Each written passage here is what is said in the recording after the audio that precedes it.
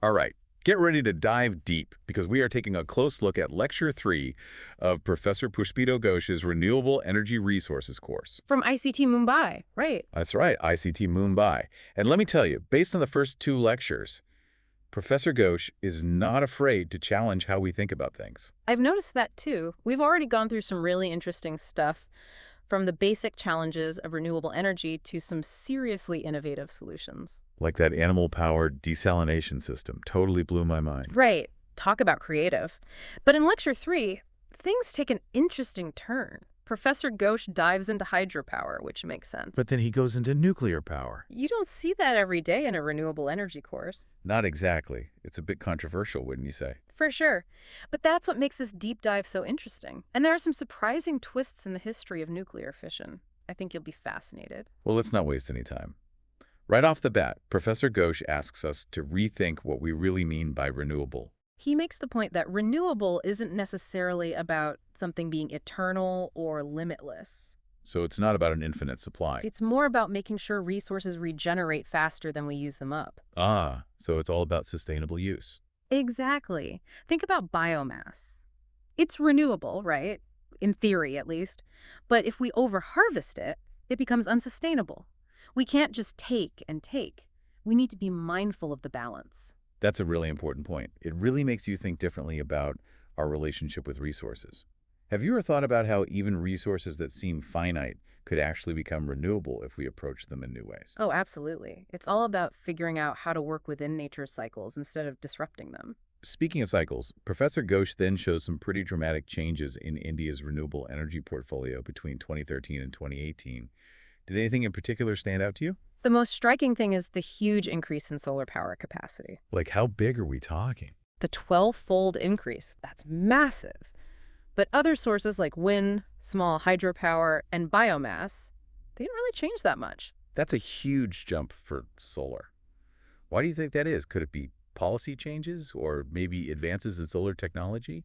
Or maybe it's because those other sources have hit some kind of limit? Well, according to the lecture, India put some helpful policies in place, things like net metering and feed-in tariffs, which encouraged people to adopt solar. Plus, solar technology got a lot cheaper during that time, and while those other sources definitely have their advantages, They also have their downsides. exactly, like hydropower can be limited by geography, and large-scale biomass production has those environmental concerns. So it seems like a lot of things came together to make solar power take off in India. It's interesting how all these different factors play a role. And this highlights a key theme that Professor Ghosh keeps coming back to, the idea that renewable energy is about more than just generating electricity. He uses the example of how people dry clothes in India. Yeah. It's often powered by a mix of solar and wind energy without us even thinking about it. We don't even realize it's happening. Right. And when you think about how huge India's population is, Almost 1.4 billion people. those everyday practices add up to a surprising amount of invisible renewable energy use. It really highlights the potential of tapping into these sources that we often overlook. It makes you think about all the ways we use renewable energy without even knowing it. Cooking with biomass is another good example. What other everyday activities in your life might rely on renewable energy without you realizing it? It's a great question. Now, switching gears a bit, Professor Ghosh takes us on a journey through the history of hydropower. And it goes back further than you might think. Way back. All the way to 1882, the year the first hydroelectric power plant was built. What sparked that? Edison's invention of the light bulb. And what's really amazing is that just 15 years later, India had its own hydropower plant up and running. Which was also the first power plant in the entire country. It really shows how quickly innovation can spread and take hold. It really does. Imagine for a second a world without electricity. It really underscores how important finding sustainable energy solutions is for us to live the way we do today. It's easy to take electricity for granted until we really think about the impact it has on everything we do. For sure. Now, let's get into how hydropower actually works. Professor Ghosh explains that it all begins with harnessing the potential energy of water that's stored at a height. Right, that potential energy gets converted into kinetic energy as the water flows down. And that kinetic energy is what turns the turbines. And those turbines, connected to generators, are what ultimately make the electricity. Exactly. And what I find fascinating is that the equation to calculate hydropower output is actually quite simple and surprisingly accurate. How so? Professor Ghosh breaks it down for us. You take the head, which is the height of the waterfall, you multiply that by how fast the water is flowing, and then you factor in the efficiency of the system. And what does that efficiency factor represent? Basically, it's how well the turbine converts the water's kinetic energy into electricity. Over time, we've seen some huge improvements in turbine design. Meaning? That the same amount of water can now produce a lot more power than it used to. It's a great example of how innovation is constantly pushing the boundaries in this field. Professor Ghosh even uses a real-world example, the Roosevelt Dam, to show how these simple calculations can actually predict how much power a dam can generate. That's pretty cool. Yeah. But of course, we can't forget that large-scale hydropower projects like dams can have a big impact on the environment. Right. We have to be aware of the potential for things like flooding, displacement of communities, and disruption of delicate ecosystems. It's a reminder that even renewable energy sources have their trade-offs. We can't just focus on the benefits. We have to weigh them against the potential downsides. Absolutely. And that's why there's growing interest in finding alternative approaches to hydropower ways to get the energy we need without causing as much harm. Professor Ghosh highlights a few of these alternatives in the lecture, like low-head, run-of-the-river systems, and micro-hydropower installations. Can you tell us a bit more about those? Sure. So low-head systems work with a smaller height difference between the water source and the turbine, which means you don't need those massive dams and reservoirs. Run-of-the-river systems use the natural flow of a river without changing its course too much, so you minimize the disruption to habitats. And micro-hydropower installations are small-scale systems that can power individual homes or small communities. So they offer more localized and potentially more sustainable solutions, That's the idea. They might not completely replace large-scale hydropower. but they add to the mix. Exactly. They give us more options for diversifying our energy sources and reducing our dependence on those big dams. It's encouraging to see how innovation is driving the development of more environmentally responsible ways to harness hydropower. And that brings us to what's probably the most controversial part of this lecture, Professor Ghosh's decision to include nuclear power in a course about renewable energy. Yeah, it definitely raises some eyebrows given all the debate about nuclear power safety, the whole issue of waste disposal, and whether it can even be considered renewable. You're right. The International Renewable Energy Agency doesn't support nuclear programs because of those concerns. But what Professor Ghosh wants to highlight is that the fuel itself, uranium, is incredibly energy dense. Meaning, A small amount of it can produce a lot of power, and it's essentially limitless in its potential. so it's a complex issue with no easy answers. Okay. We need to think about the potential benefits of nuclear power, but we also can't ignore the very real risks associated with the technology as it exists today. Exactly, and that's the kind of critical thinking Professor Ghosh is encouraging. He wants us to grapple with these complexities and understand all the different sides of the debate. Well, I'm definitely hooked. Now, before we dive into the whole world of nuclear power, let's take a step back in time and look at the surprising origins of its discovery. It's a story that starts not in a physics lab, but in the realm of chemistry. Now, this is where it gets really interesting. It all begins with a chance observation, the discovery of radioactivity. But the path from that initial observation to understanding nuclear fission was anything but straightforward. It involved mistaken identities, bold theories, and even a little bit of scientific rivalry. It reminds us that scientific progress rarely follows a straight line. There are often twists and turns, dead ends, and unexpected moments of brilliance along the way. Well, let's unravel this historical mystery and see how the pieces of the nuclear puzzle came together, revealing one of the most powerful forces in the universe. I'm sure there are some valuable lessons to be learned along the way. Absolutely. Let's explore the fascinating story of how scientists stumbled upon the power hidden within the atom, a power that would change the world forever. Okay, so last we left off, we were talking about this fascinating mystery surrounding the discovery of nuclear fission. It's a story that really shows us that sometimes, even the biggest scientific discoveries, they start with really simple observations, just being curious. Professor Ghosh takes us back to the late 1800s, Late 19th century, yeah. when Henri Becquerel first observed radioactivity. He actually thought it was a type of, fluorescence, something caused by sunlight. Interesting. So what happened? Like any good scientist, he kept experimenting. And then he made a huge discovery. Those uranium salts, they were giving off radiation even when there was no light. Whoa, that changes everything. That must have caused a stir in the scientific community. Big time. And that's where Marie and Pierre Curie come in. They spent years, literally years of their lives, trying to isolate these two new radioactive elements. Polonium and radium. That's right. And they had to work with tons and tons of uranium ore. Wow, that's dedication. What's really interesting to me is that this wasn't just a physics thing, right? Totally. Analytical chemistry played a huge part in isolating and identifying those new elements. So it was a team effort. Absolutely. And that careful work, it gave scientists a concentrated source of natural radioactivity to study, which paved the way for even more exploration of this whole mysterious phenomenon. And then Ernest Rutherford came along and identified the alpha particle. Yeah, basically a helium nucleus. Turns out that's what was causing a lot of this radioactivity. Okay, so what did he do with that information? Well, he didn't stop there. He used those alpha particles to bombard nitrogen atoms. He managed to achieve the first ever artificial transmutation of an element. Hold on. He basically changed one element into another. He did. He turned nitrogen into oxygen. Wow, that must have blown everyone's minds. Talk about pushing the limits of what people thought was possible. Oh, it was huge.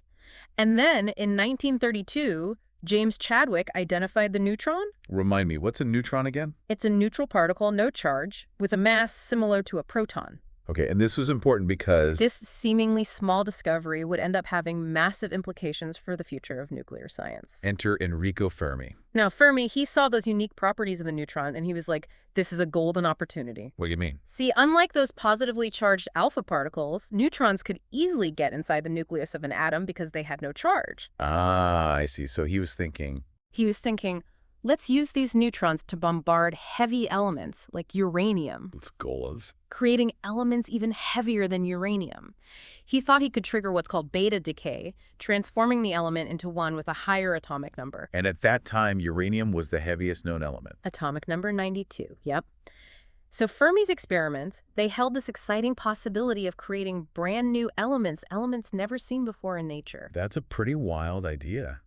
Did it work? Well, when Fermi bombarded uranium with those neutrons, he did see beta radiation being given off. So he thought, yes, I've created element 93. But there's always a but, isn't there? There is. Irene Joliot-Curie, Marie Curie's daughter, she repeated Fermi's experiments, and she made a really puzzling observation. What did she see? She saw the beta radiation too, but the material she ended up with, it didn't act like element 93 at all. It was more like lanthanum, which is way lighter than uranium and on a totally different part of the periodic table. Wait, so bombarding uranium with neutrons created something? Yeah. Smaller.